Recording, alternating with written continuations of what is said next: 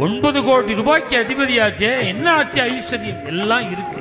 வியாபாரத்துல நஷ்டம்னா என்கிட்ட சொல்லக்கூடாதா? நான் பணம் கொடுப்பேனே உங்களுக்கு. யாமிருக்க நீர் நிற்க கண்டோம் அப்படின்னாரும் இதோ பட்டினத்தார். அதுவா என்ன விடுறதுக்கு முன்னாடி நான் விட்டுட்டேன். உன் உடம்பாது கூட வருமானா? தேக சிதாயாம், உடம்பும் கூட வராது, அது நெருப்போட நின்னுடும்.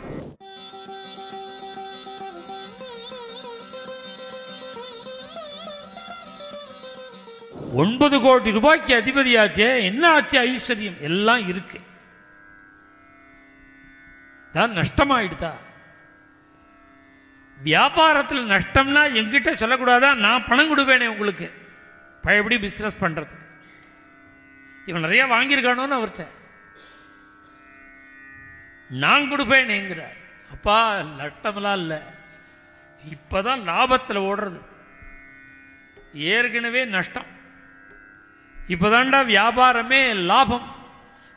ஏன்னா இப்ப பிசினஸ் மாத்திட்டார். ரத்னம் வியாபாரம் இல்ல, பாதாரவிந்த சேவகளும் போதும் ஹரிபத பாதாரவிந்த சேவகளும். இப்ப என்ன வியாபாரம் தெரியுமோ? பகவத் சரணாரவிந்த சேவை தான் வியாபாரம். வியாபாரம்னா பிசினஸ் மாத்திரம் அர்த்தம் இல்லை, செய்கை காரியம். இப்ப அந்த பிசினஸ் விட்டாச்சு, இப்ப வியாபாரம் பகவத் சரணாரவிந்த சேவை. ஏன் என்னமோ மாதிரி பேசுறீங்களே, என்ன ஆச்சு உங்களுக்கு? யாமிருக்க நீர் நிற்க கண்டோம் அப்படின்னாரும் இதோ பட்டினத்தார். திருடமருதூர்ல இருந்தாரே பட்டினத்தார், தஞ்சாவூர் ராஜா கையை கட்டின்னு எதிர்த்தா மாதிரி நிற்கிறான். நான் வந்து நிற்கிறது தெரியாமல் கண்ணை மூடிண்டு மணிக்கணக்கா உட்கார்ந்துருக்கீரே, என்ன நிற்க வச்சு என்னத்தை கண்டீர்னு கேட்டான் ராஜா கோபத்தோட. பட்டினத்தார் சொன்னார், நான் பிரம்மானுபூதியில் இருந்தேன்னா அவனுக்கு புரியுமா? என்ன கண்டீர்னா, யாம் இருக்க நீர் நிற்க கண்டேன்னார். நேற்று வரையில் நான் நின்ன, இன்னைக்கு எனக்கு நீ நிற்கிற. நான் ஒரு ஆண்டி பரதேசி பண்டாரம், நீயோ சோழ ராஜா, சோழ தேசத்து ராஜா. நீ நிக்கிற பத்தியா? நான் உட்கார்ந்துருக்கேன் பாரு, இதான் ஆச்சு. இதைதான் தாசர் சொல்றார். அப்பா அன்னைக்கு நான் வியாபார நிமித்தமா வரும்பொழுது இடுப்புல இப்படி வேஷ்டியை கட்டிண்டு மகாராஜாவுக்கு மேல வேஷ்டி போட்டுண்டா அகௌரவம்னு இடுப்புல கட்டிண்டு இப்படி பேசினேன் உங்ககிட்ட. இன்னைக்கு நான் கால் மேல கால் போட்டுன்னு உட்கார்ந்துருக்கேன், நீ இப்படி பேசுற.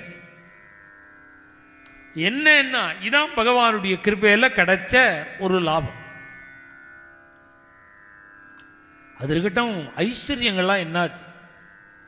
பணம் என்னாச்சு? எல்லாம் இருக்க, எதுவும் போகல, எல்லாம் இருக்கு. இருக்குன்னா என்ன இப்படி ஆச்சு? நான் விட்டுட்டேன். ஐஸ்வர்யம்ங்கிறது என்ன? எதை வேணும் சேரு, எத்தனை வேணான்னு சேரு, ரெண்டுல ஒன்று நிச்சயம். சர்வே க்ஷயாந்தா நிச்சயாக.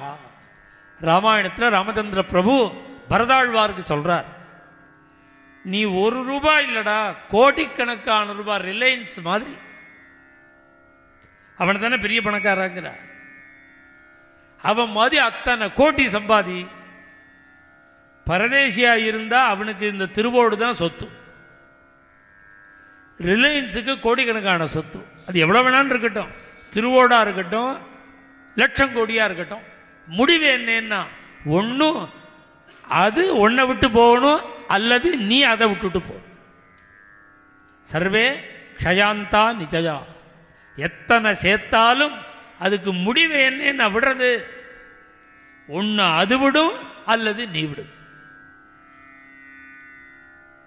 அதுவா என்ன விடுறதுக்கு முன்னாடி நான் விட்டுட்டேன். என் பொருள் என் மனை என்பதெல்லாம் இனி